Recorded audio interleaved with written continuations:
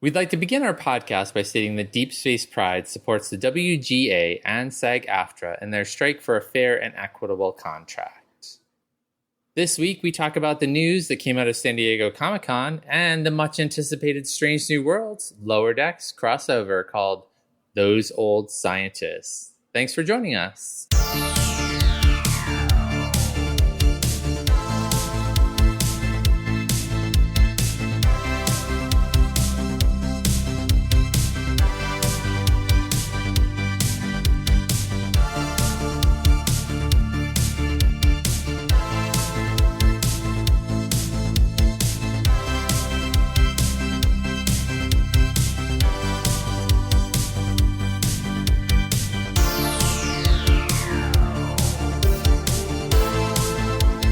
Hey, Johnson. Hey, Mike. How are you? I am doing all right. How are you? I'm doing okay. I'm back in the United States after being in London for a week. That was a harrowing experience, but I'm back. So, Well, USA welcome back. all the way. Welcome back. Yes. I noticed. Excited. I noticed that you got in a lot of steps in the UK. I did. It was a lot of walking, which I, as you know, don't like. But, there really wasn't a choice. We had to walk, which is fine. Yeah. Walking is not your favorite thing, but I am glad. It's not. It's not. You walk a lot. It's like I walk a lot. All the time. All the time. God. Except Are you still when running? I have not run lately, no. Okay. I need to get back into that again. I've had a lot on my plate lately. Well, you're going to go for another marathon, right? Yeah, as soon as we figure out more about the timing of the adoption. Right. So I think, actually, I'm going to talk to Dennis at dinner tonight about maybe us signing up for a half marathon again together. Oh, okay. Just to have something on the plate to do. Just to have something to aim for. Yeah. I'm finding myself a little wayward in my running because I don't have another goal. You don't have a goal. Yeah. It's not our goals. Look at you, bitch. Yeah. No, I mean, we have a goal of completing this adoption, so there's that. Right. Yeah. Has that been still the main thing keep you guys busy? Yeah, we spent a lot of time this weekend doing paperwork and stuff. Oh, God. So, I thought most of the paperwork was done. So now we just completed another application. What do you mean another application? That goes to the government. So you have to apply to the U.S. government for permission to go to oh my God. Another country to bring back a child. So oh my God. So we did that, and we finished our packet, pulling all our packets together, getting some final things notarized yesterday. Okay. So that's going out for the next stage of that. And so it was a very busy weekend in that realm. So you gave the paperwork. I do, but now I'm got to get this right. Checking all the boxes and everything. Yeah. So here's to continued momentum with that. So yeah. So exciting, but maybe not. Like, what do you still have any updates on timing, or is it still kind of up in the air? So hopefully we'll have our approval back from the government by the end of September, and then it's pretty much just us finding the right kid, and then we make plans after that. So have you guys started looking? Is there like a catalog?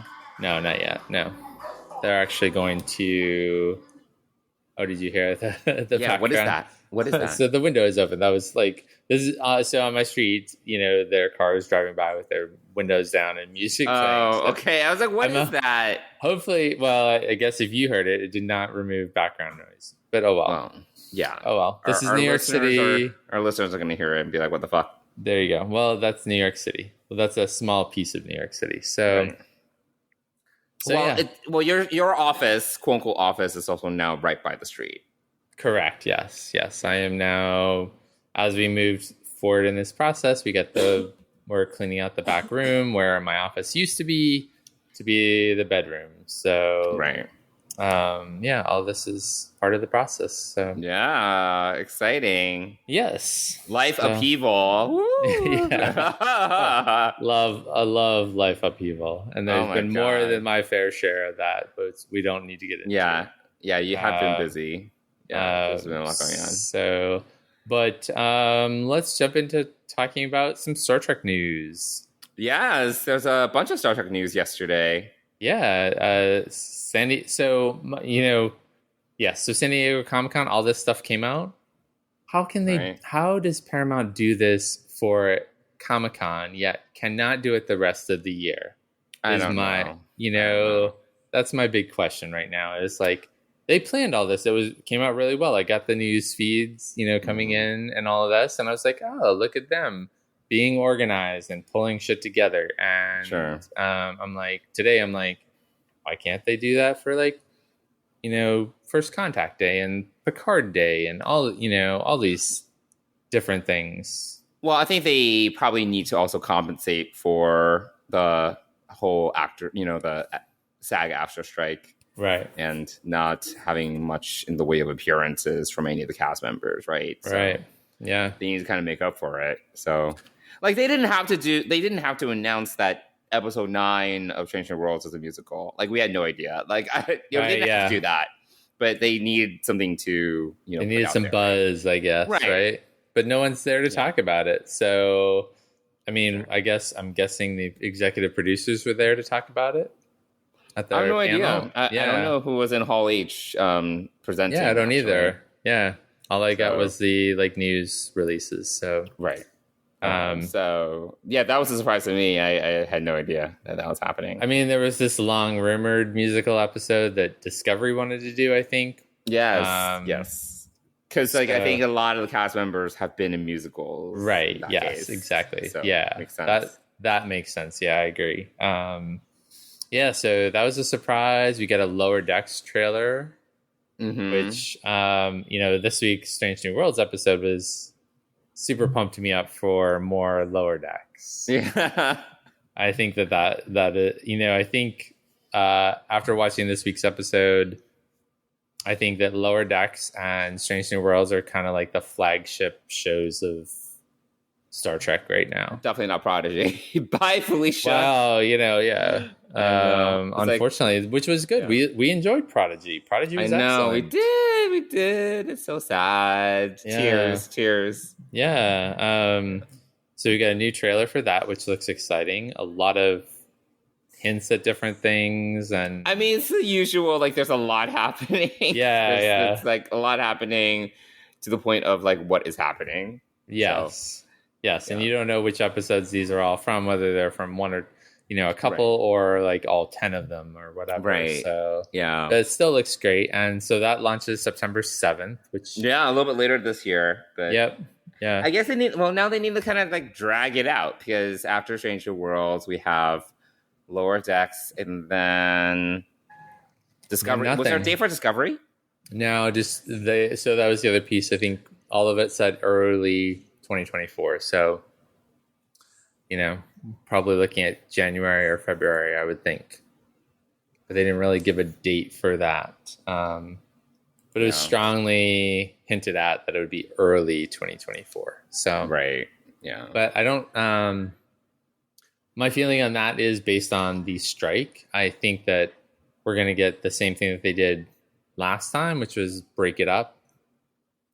Halfway through the season, because they're trying to do that wrap up, or they were going to go and do this, wrap up, rewrite the ending of it, whatever they were going to do to give Discovery a send off, and now they can't do that. So my thought process is not similar to Paramount's in any way, shape, or form. No, it's not. But my thought process is that we're going to get the front half of the season, and then. Well, the thing is, after Discovery, there's nothing. There's nothing. So, yeah, right. Yeah, there is nothing. Strange New World season 3 hasn't started shooting, right? And now it's definitely not going to start. Right. They were writing, but they haven't started shooting anything. And Section 31 has definitely not shot anything. They were about to. Section 31 was about to. an academy is still like a twinkle in someone's eyes, kind of. Seriously, it really is. So it's just like I think everything's very far off. Yeah, we're gonna be watching reruns of. We're gonna be. Or we might only watch like K-dramas next year. Like that's like the only. Because all the this does impact international production. So yeah, maybe I'll watch K-dramas. Yeah. There we go. Yeah, it's just American production. Yes, right. Or any actor who wants to be in SAG-AFTRA. Sure. So which most international actors are not. Probably, yeah. Don't really mind that as much. Yeah.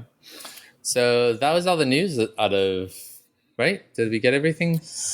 Yeah. What are your thoughts? What? Oh, Discovery. They showed a 5-minute scene. Right. I did not. I only watched a minute and a half of it. I didn't watch the whole thing. Did you have any thoughts to share? It's very typical Discovery. Like, it's Michael Burnham saving the universe. Michael Burnham in charge, and which I love Sonequa Martin Green. Don't get me wrong. I just why does the captain always need to be in the most danger? Like it doesn't make any sense. Like I've only seen a minute and a half. It doesn't make any sense. She's the captain now. She does not need to be in these conditions and in these situations that put her at risk. It doesn't make sense. No, that's I think that's my struggle with this, which is, it's very, I guess I've heard it be said that it's very Kirk-like, which, I get that. Yes, it is very Kirk-like, like lead from the front, all of that. But, there's so many great other characters in this show. Why can't they be a little more front and center? But anyway, we're not going to talk about too much about Discovery right now. Because you don't want me to get on my soapbox? We don't need to get Johnson on the soapbox about Discovery today. I know. So there we go. Will refrain. What do you think about the Strange New Worlds musical episode? I'm not a musical gay. But I'm not either. I know. This is what it. So maybe it's like we need like a third voice there. Really. We should have someone who's in here who's really excited about it. But I love this cast. I think they're very talented. I think it'll be interesting and fine. Right. I mean, they wrote 10 new songs, brand new songs for this thing. 10 new songs. That's a lot. Yeah, that's a lot. So, I mean, someone put a lot of effort into this. I love these characters. I love these actors. So Yeah, I think, I'm okay with musical episodes. Like, there's some musical episodes of TV shows that I have really enjoyed. The Buffy one comes to mind, actually. Like, I don't know. Okay.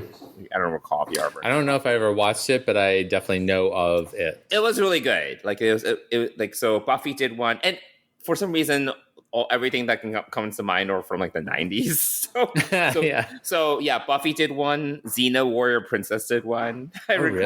Oh, I don't remember that. Xena did one. Oh, wow. I don't even remember. Like, I can probably ask ChatGPT. Like, what are some top 10 like musical episodes or something? They are hit or miss for me. They, again, I'm not into like musical theater or like whatever. So I think the thing that does bother me is the proportion of what we might call like silly, quote unquote, silly episodes versus like non-silly episodes. So there's like, that would make 3 kind of like silly episodes, quote unquote, this season. Are you counting charades in there? I'm counting charades. Like that, obviously that's a more comedic episode, right? Yeah. That was this season's like Spock and Mock. Yes. So, so we have charades, we have Those Old Scientists, and now Subspace. It was like Subspace Rhapsody. So that's just like that's a lot. Yeah. That's a first season. It was Spock and Mock and the Elysian Kingdom, right? Oh, right. Yes. Yep. So it was just like that's just that we only have 10 episodes, so it's like they're each very precious.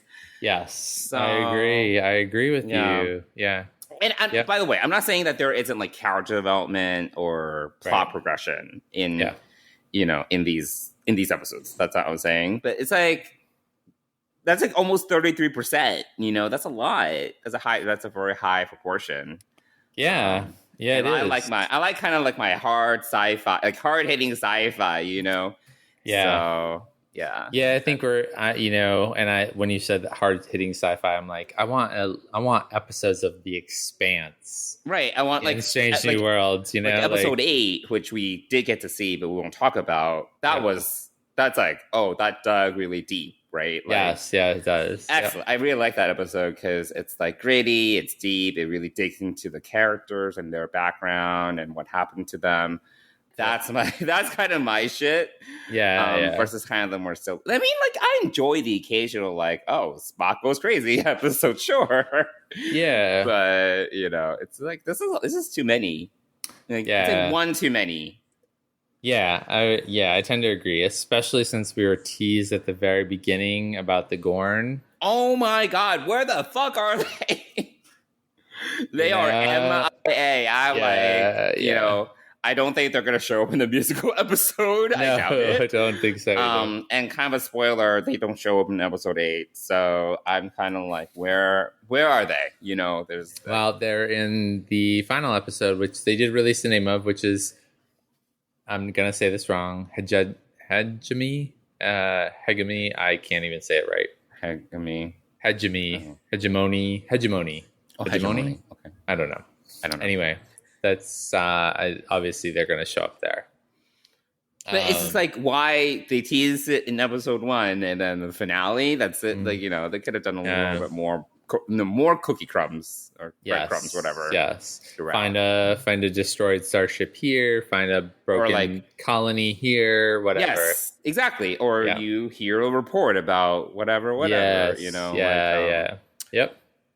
They were mentioned once in the horror episode. What's the name of it? The one where she goes crazy. Because they're collecting deuterium in that nebula, and they mentioned like, oh, the Gorn are expanding their territory. Right. So it was like they were name dropped. But they were name dropped. Really, Yep. It wasn't really anything substantial. Right. Yeah. Nope. So, I do recall that now. Lost in translation. Yes. So that's the name of the episode. So yeah, I'm like, where are they? Mm-hmm. So yeah. And also, this episode that we're about to talk about was dropped yesterday, way ahead of schedule. Yes. So those old scientists are available to everyone, which is why we chose to talk about it this week, because we can put this out and everyone will have seen it. Right. Well, we could probably also... Actually, by the time we publish this episode, everyone may have also seen episode 8, so we could talk about it. Oh, that's right, yeah. I don't remember 8 quite as much as this episode because I just rewatched Those Old Scientists. Yeah. So that we could talk about this.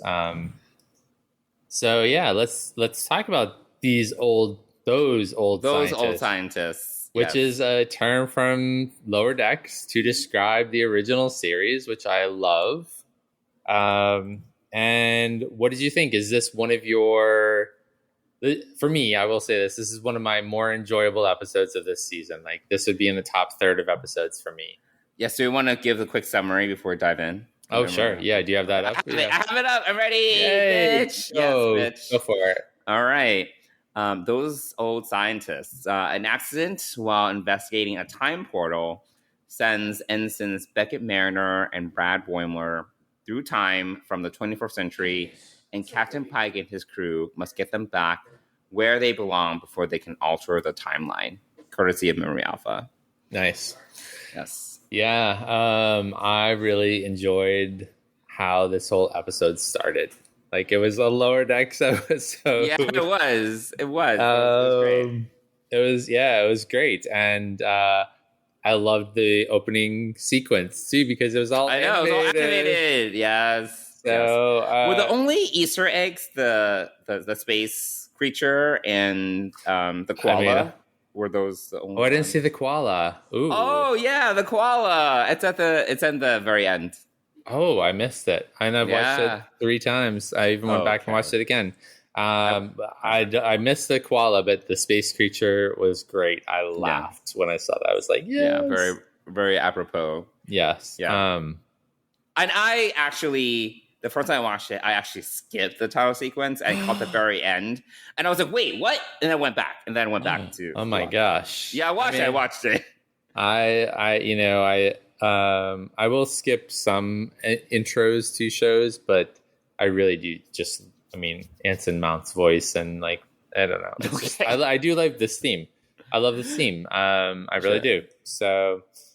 Yeah, don't worry. I watched it because again, I was like, "Wait, it's different." Yes. So, initial thoughts. Good. Did they do a good job with this? Are we happy with this? Yeah, I liked it. It was very much like Boimler and Mariner were very much just in character. Yes. It was great. And it was funny when Mariner was like, "Do you notice how like slow everyone talks?" And it's soft, true. They talk softly because literally everyone talks so fast on lower decks. Yes, and they kept that pace. They kept like their random references. Yes, like that. I like that I really liked how they kept in character.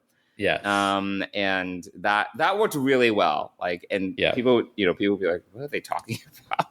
It was such a stark difference from the reality of Strange New Worlds. Yeah. That it was just hilarious.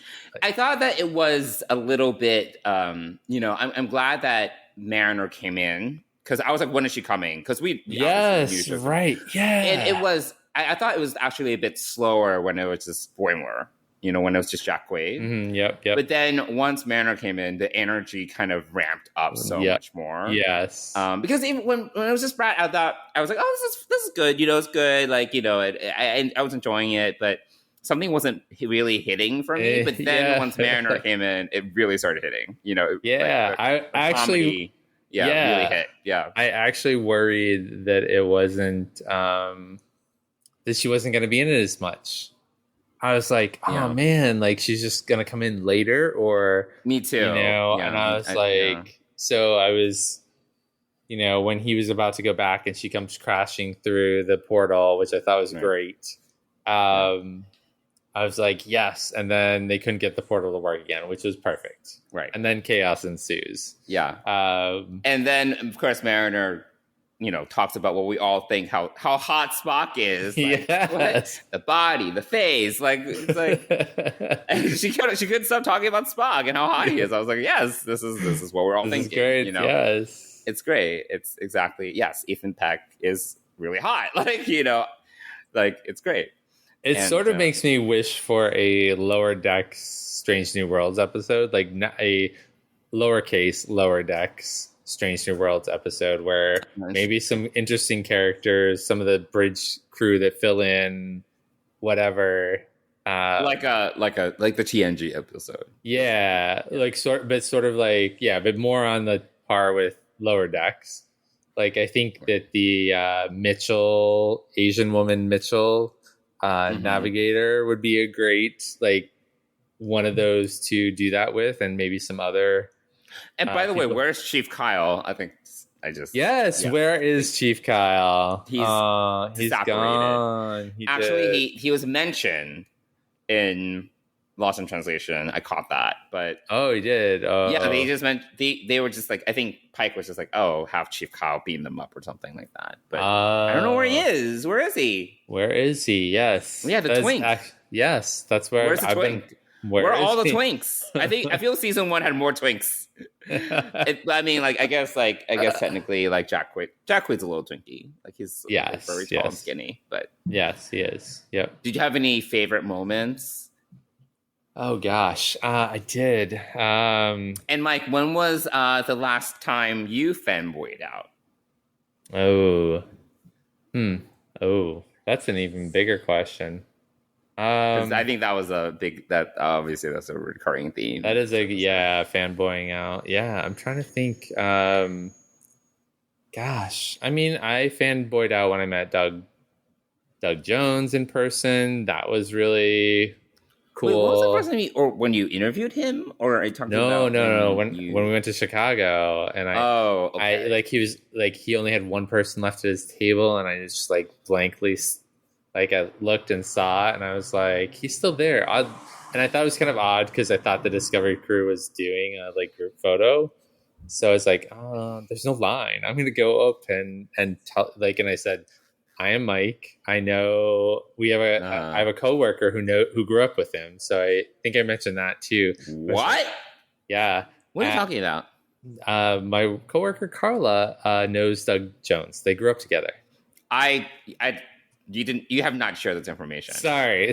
So I knew that, and then I think I might have tacked that on at the end. I was like, Doug, I'm Mike Thurlow. I interviewed you on the roof of a hotel from Hawaii. I don't know if you remember. Oh my God, Mike. So that was really just and it was great because it was just him and I. Yeah. Like, so because there was no other line, like there was no lines or anything. So it was just really cool. I think, and Doug is such a sweet guy. So I think that was my fanboy moment. Also meeting Will Wheaton. I was actually a little more nervous meeting Will Wheaton. This was before we interviewed him. Mm-hmm. Because I had been like trying to reach out and reach him. Right. It took so long. It was in the process of all that. And I met him in the middle of that process. Yeah. So there was that I was actually a lot more nervous about meeting Will Wheaton. Doug, I just felt like it was just like meeting like a friend or whatever. And now like if I would see him, I would go right up to him. But sure. So I'm trying to think, because I think I would probably fanboy out if I met Wilson Cruz or Anthony Rapp here in the city, or Melissa Navia too, who lives in New York as well. Like if I if I ran into one of them, I think I would fanboy out for any one of those. Do you have any fanboy? Not really. Yeah, I came up with a question, but there was this the one time where I saw Wilson Cruz in Hell's Kitchen. And I wanted to scream his name, but I didn't. I didn't. But I was with a friend. We were walking, and I wanted to just shout, "Dr. Comer!" in the middle of Hell's Kitchen. I did not do that. I don't really. I'll be honest. I don't really fanboy out on people. Like I don't really. We talked about this before. I don't really get. I don't really get into the zone where I get starstruck by people. So yeah, I wouldn't really say that I've really fanboyed out much, but maybe it just needs to be the right person. I don't even know who it is. I was talking to a friend of mine who has met Linda Park just randomly in Chelsea, and he was sharing how like he was very effusively expressing his love of Hoshi Sato to Linda Park. Oh, and wow. And she was like, she was very taken back by it, supposedly. That brings up a good part of that episode when finally you see Ortega's like fanboying over Travis Mayweather. Oh my God, that's so funny because they were literally fanboying out on the two least utilized characters on Enterprise. Yeah, I know. Travis Mayweather and Hoshi Sato. I was like, thank God someone's calling them out because literally the most underappreciated, underused characters in that show. So sad. Exactly. Yeah, definitely. Yeah. So I thought that was cute that and then Boimler and Mariner were like, see, we're not the only ones. Yes. I think I would fanboy majorly over Anson Mount. If I ran into him, I think I'd be like, oh my God, you are Captain Pike. I don't know what to say right now. I would totally that is exactly word for word what I would say before I caught myself. I would I'd probably be bright red and be like, oh my God. He seems very friendly though. I feel like I mean, I'd probably do the same for Ethan Peck. Oh my God. Yeah, I would probably fanboy out on Ethan Peck. Just there we go. Maybe but going back to my original question, favorite moments from the episode. Oh gosh, I mean, I loved when Mariner joined, and I loved the scene where they're talking over in the corner and they're super loud, and I mean everybody could hear them. They're so loud. Oh my God, they're so loud. But that was enjoyable because it's like, and Boimler was like, shh, shh, like trying to quiet her down, and she's like not having it.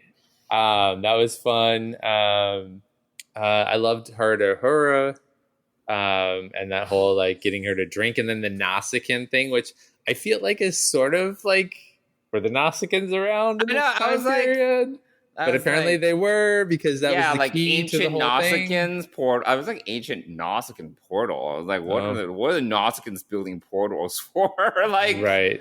They would be like the last race that I would imagine are building anything useful. Exactly. Like, so random.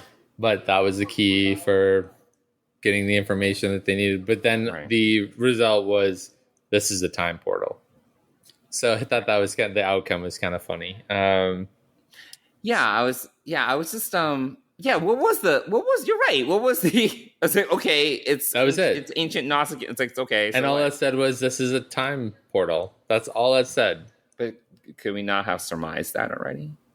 Well, I mean, clearly they did, but I think they were looking for operating instructions or something to tell them more, which clearly if they knew Nausicaans, it's like pressing red button, green button, like stop and go. Like they're not. But this is one of those things where I'm like, shouldn't the computer be able to identify it? Like, why do we need a Hora to identify these glyphs? Like, it doesn't really make sense if you think about it. Like, I mean, scan it into the Chat GPT and like tell me what. Yes, like even Google Images, like literally the Google app, you can like take a picture of a. I did this yesterday, by the way. I was like, what plant is this? I took a picture of it in the Google app. It told me what it was. Oh. Like, it'll be able to recognize, like, ancient Nausicaan glyphs, Like, it's just, like, AI matching. It's like, probability, percent, blah, blah, blah, blah. Yeah. Well, We needed Uhura to do something. We needed Uhura to be translating, which is her thing. And we needed Mariner to spur a change in someone that caused the answer to come about. Yes. So really it was Ortegas who said, brought it up. I love Ortegas. I want more of her, bitch. Yeah, I do too. Yeah. Yeah. I know we're skipping a few episodes of discussion, but I definitely feel that the whole Rigel 7 episode, what was it called? Oh, not Lost. Lotus Flowers or something. Yes, thank you. Lotus Eaters. Lotus Eaters. Yeah. I just didn't really feel that didn't scratch the Ortega's itch for me. Okay, yeah, I agree. And we'll talk about that again. Because she had some good just lines here, like in this one. And she was like, yes. What was it? Like, she's like, I am the best, but why? Like, or something. Yeah. Well, and, she and Chapel were, like, teasing Boimler. I thought that was cute. Yeah. Because they team up and, like, mess with people. Like, they're a good tag team. Right. I loved how everyone was in on this at some point. And then number one is a poster child, poster woman, poster woman. A pinup poster. I was like, that's not the same. Yeah. I was like, do they still have pinup posters in like the 23rd century? The 24th century, and yes, they do. No, I mean, in this. No, because he opened Una up his was thing. like a pinup poster, and Mariner had no idea what a pinup poster was. So, yeah. So I guess they have pinup posters in the 23rd century, but not in the 24th century. I don't know. That was funny. I really liked a lot of the more physical comedy, and I think this is where Jack Quaid really put a lot of work into embodying Brad Boimler. Just like the screams and the yelps, and when he was talking to Mariner and then Una came from behind and he literally screams and like he just like speed walks off. Like he does this weird like speed walk. His hips are really like, I was like, what is happening? But that's his character, And when he and Spock are trying to synthesize, was it horonium or something? Yes. And literally, like, they're screaming. There's so much screaming. It's fantastic. It really, actually, that whole scene was really shot well because they did back-to-back shots of them down below, like with all the stuff exploding over them. Right. And then they both peek out very like lower deck style to look at the mess that they made. Yeah. I thought that was hilarious. Like that is very Brad Boy, like the the perfect angle out, very straight, erect angle that they both stared at. Yes, I thought that was really great. Yeah, a lot of that physical comedy, even Mariner, when she was like just like squeaking the conference room table, like she was just like rubbing it. And I don't know. It's like those small things, which I feel a lot of it's them improving, Oh, like, yeah, probably. I will bet money on they are. I think I read an interview with Ethan Peck. I think it was for EW, because he's good friends with Jack Quaid. And he was just like, okay. yeah, like, they're just not used to like improving and kind of ad-libbing. And nice. on Lower Decks, they do that much more because it's a comedy, and they can do that. And Mike McMahon encourages that. So I think that they just like brought a different energy to the set, that they just don't. I'm sure they did. Yeah. So, and they already have a good energy on the set, so it probably just kind of elevated like some silliness and right. So there was just so many of those like small things that I thought were. It really does help that they kind of look like their characters. Yes. So it kind of makes it more realistic that this is literally them. Yes. Yep. I also like that scene where Pike. This is where I thought Pike was a little bit harsh, where he was like, this is after they tried to steal, not steal a shuttle. They want to use shuttle to communicate with their audience. Right, yes. And then Pike was like, yeah, I'm just going to drop you off at Starbase 1. You can be there. Probably. I was like, okay, that's a little harsh. Like, I was like, okay, come on. But then it kind of, that was a good segue into a scene where Pike was talking to them about the birthday party that, he did not want. Yeah, that was a good moment. That was good. And, it was really heartfelt when Boimler was like, it's not for you, it's for them, essentially, right? It's yes, I thought that was great. I thought that was great. Really great. Yeah, because sometimes those celebrations are not necessarily about you. It's about like what people want, like your friends. They want to celebrate you. They want to spend time with you. I thought that was great. And I like those few moments of kind of character development that we got. Like that. Yeah, that was actually really nice. And then sort of going back to the poster thing with number 1, the underlining worry of hers was that some doom was going to come to her, similar to Pike. So I thought that was a nice juxtaposition with it being very honorary for her to be on the poster for Starfleet recruitment, and that Boimler has saved that poster and has that poster. And so he's kind of in awe of her. But I thought that undertone, I liked how they brought that back, because, it's very clear that they walked very closely around it with Pike. They were like, oh, we know what happens to you, but do you know what happens to you? They did such a bad job, like, trying, like, the Temporal Prime directive. They did. Oh, yeah. It was awful. Like, it was so bad. But it was in small doses, and for that with Pike, at least he already knew. Sure. But I laughed. The other piece of that Chapel Ortega scene was that there's a Captain Pike Day as a holiday. I was like, okay, way to spill the beans. Yeah, that was a little much, but this was. Did you have any moments you didn't like, or was it all kind of just really? No, this was just enjoyable, like from beginning to end. I think because of the setup, because it started out in Lower Decks World and ended in Lower Decks World, and then went back to the Enterprise in the animated form. Right. Yeah. At the end, I just thought it was very. I liked that bookend, so it set it up really well. Mm-hmm. It wasn't like an afterthought. It was the pre-thought. Like, it was really thought out well. Like, this was a really well done episode. It was. I'm glad we also got some. It was only a little bit. We got some Rutherford and Tendi. It was nice that, and even right. Even also Jerry Ransom. O'Connell. Yeah, Ransom. Right, and he was like, "Ooh, Number Una, she's so hot. She's also my wife in real life." Like, I really like that. Yeah, they got some cameos. And it wasn't just Jack and Tawny Newsome. I can't. Yeah, right. No, yeah, it was good to have that. And then, so the one thing we didn't talk about was the Orions, which I just want to talk about briefly because the captain looks so familiar. Yeah, he did look familiar, but I did not know. I can't let's see, Memory Alpha. What can Memory Alpha tell us? You know, he has the face like who's doing the Jury Duty TV series on Amazon? I can't think of his name. You know, I didn't watch. I didn't either. Dennis watched it.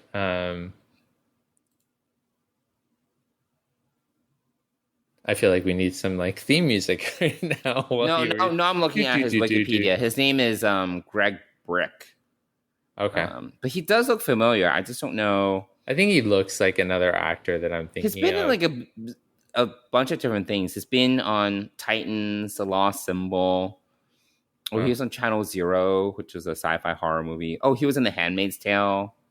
No, that wouldn't have been. He was in Winona Earp. He was on The Expanse.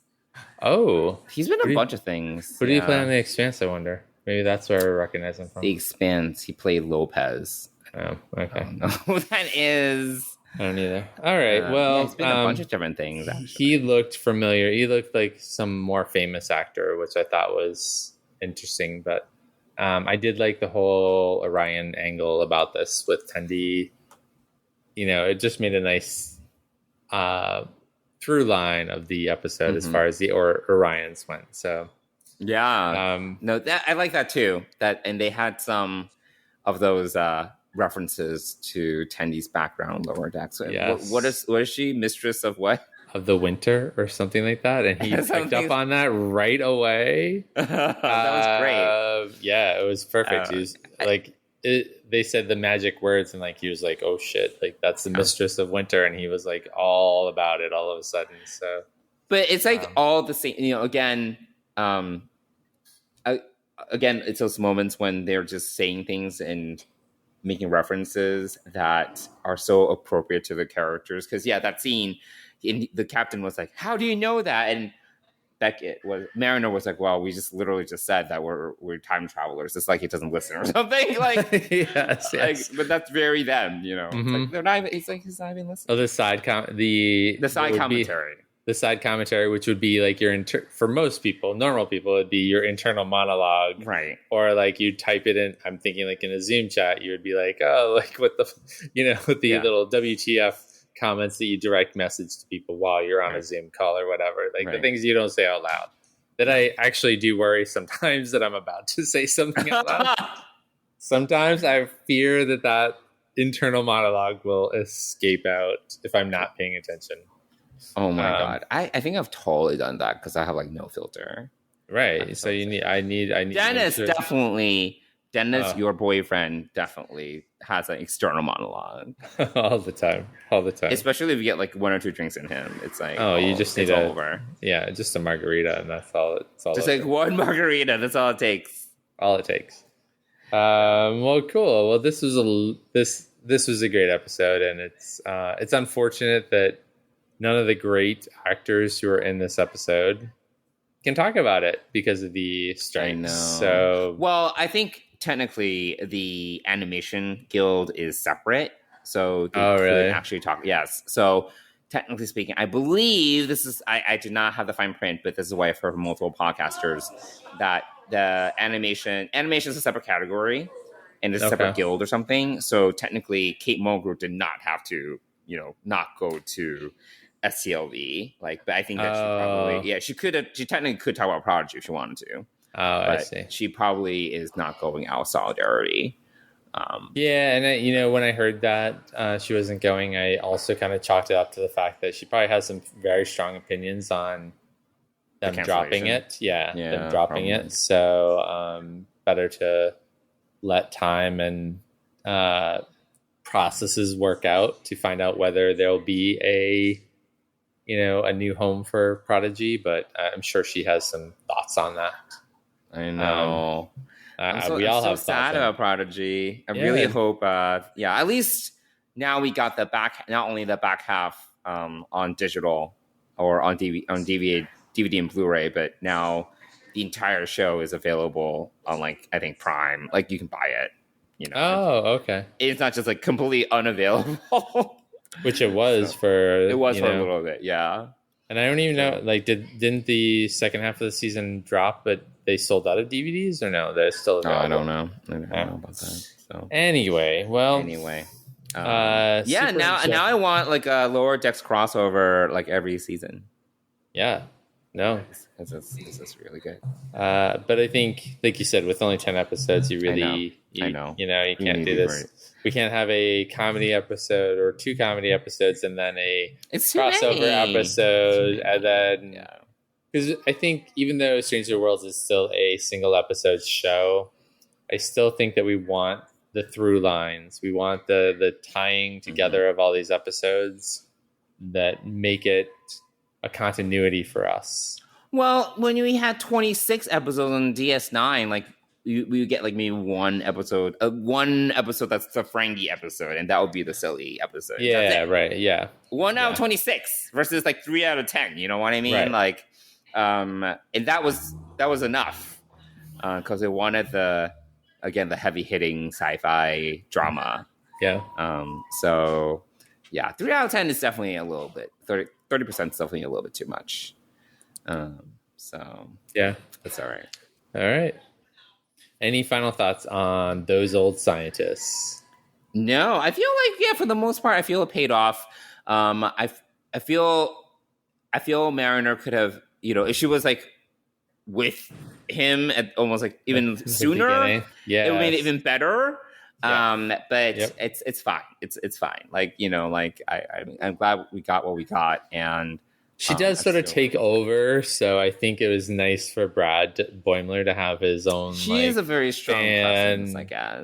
Fanboy moment with Pike and the crew. So, Tony is a very strong presence. But she does bring the energy up. I would agree to that. Oh my god, a lot.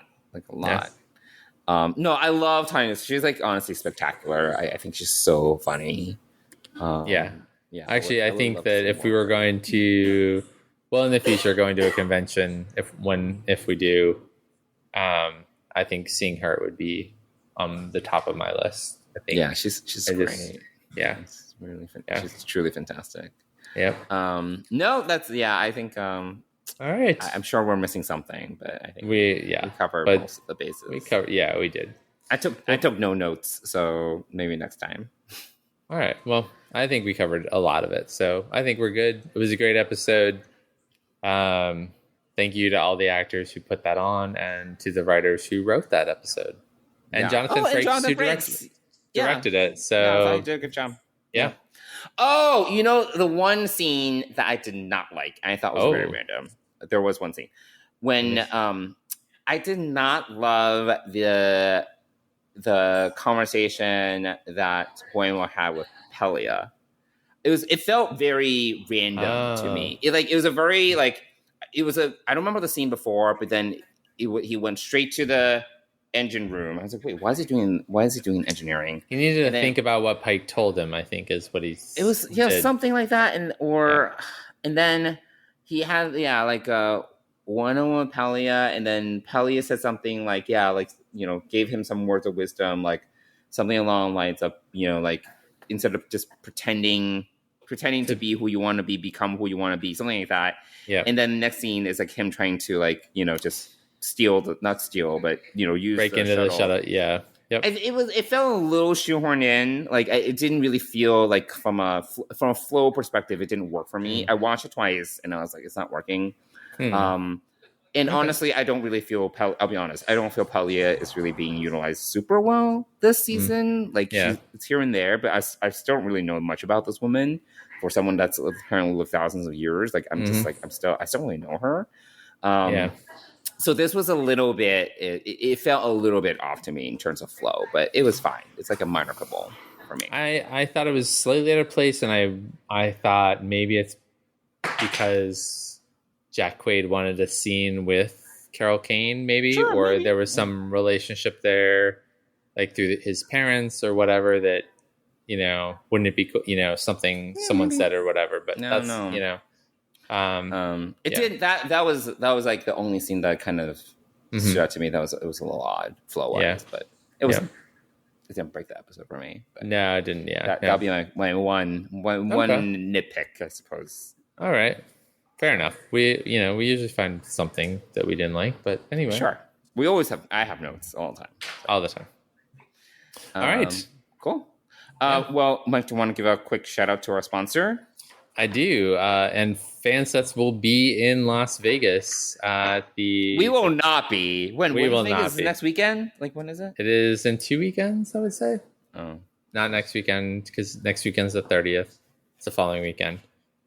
First weekend in August. But they'll be there, and apparently they're going to have a ton of new pins there, which is amazing. Since we last recorded, which was about a month ago, they've come out with a bunch of new pins as well, including a new David Ajala signed pin.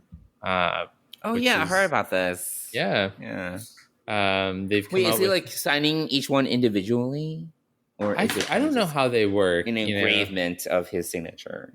Maybe. That's a great question. I'm not sure, to be honest. All right. How they do the process, but this follows the Doug Jones one. I feel like they did one other one, Robin Curtis. So they have this new autograph pin line, which is great. They also have a bunch of new Universes Trek. So they have Chakotay.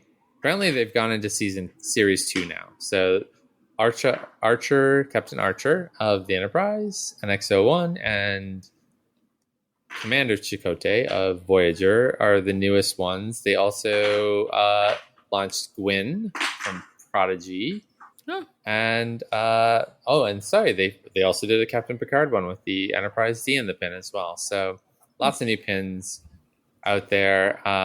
They're going to have a bunch of new ones, including a Delta, I believe, from, I want to say, like the Admiral's Delta from Picard season 3. So whatever Delta Picard was wearing in season 3. Okay. I think they have like the special like one. Maybe it's even from season 2. I can't remember. But anyway, they're gonna have a bunch of pins. So go check them out if you're going to Las Vegas. Check them out. You're gonna see all these amazing pins in person. But if you're not going, go to fansets.com. Put a bunch of pins in your cart. If you use the code TrekGeeks, all one word, you're going to save 10% on your order, and orders over $30 in the US will ship for free. So we want to thank Fansets for being the premier sponsor of the Trek Geeks podcast network and Deep Space Pride. Thanks, Fansets. And we would love to hear from everyone. If you want to reach out to us, you can reach us on Twitter and Instagram. We are not live on Threads yet, but maybe one day. Our handles there are at Deep Space Pride. And you can also email us at deepspacepride@gmail.com. All right. What is all that racket in the background? Is Dennis like packing boxes? Like what is? The racket is Hamish behind me with his bone that he likes to drop and like chew on and then drop and chew on. Okay. So it's sort of become like, it's almost like a kid is playing with bricks behind me, which is essentially true. My dog is playing with his bone and loves to make noise. So it's interesting. So I guess the echo cancellation and the background noise reduction does not work. Yeah. Well, I can only do so much. Like, I couldn't really quite tell what it was. It's life happening. It's life happening around me. I apologize to all our listeners if that was distracting. I was just like, what is it? I was like, so much activity. Someday maybe I will have a podcast booth that will be soundproof or just an office, or an office, but a closed office. Doesn't even need to be like a podcast. It isn't a Faraday cage like my old office was. So. No, not a Faraday cage. Oh my god, which it was. But anyway, well, thanks everybody for tuning in. We're happy to be back. This was a fun conversation about a really fun episode, and we'll do more of these soon. Eventually, if the timing allows. If the timing of life allows. Yeah. So those of you who are going to Star Trek Las Vegas, have a wonderful time. And we will talk to you all in the next episode. Bye, everyone. Bye. Bye.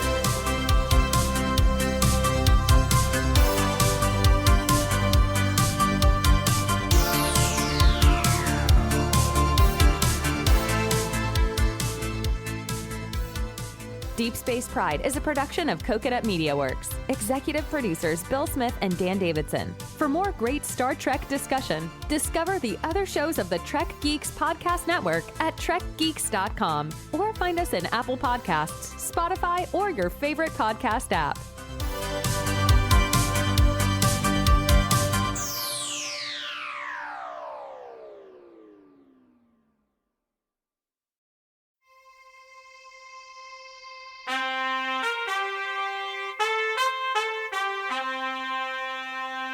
Coconut.